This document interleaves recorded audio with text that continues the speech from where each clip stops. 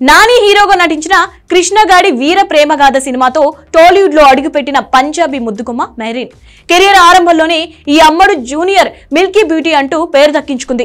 మొదటి సినిమాతో నటిగా మంచి పేరు దక్కించుకున్న ఈ అమ్మడు వరుసగా ఆఫర్లు సొంతం చేసుకుంది.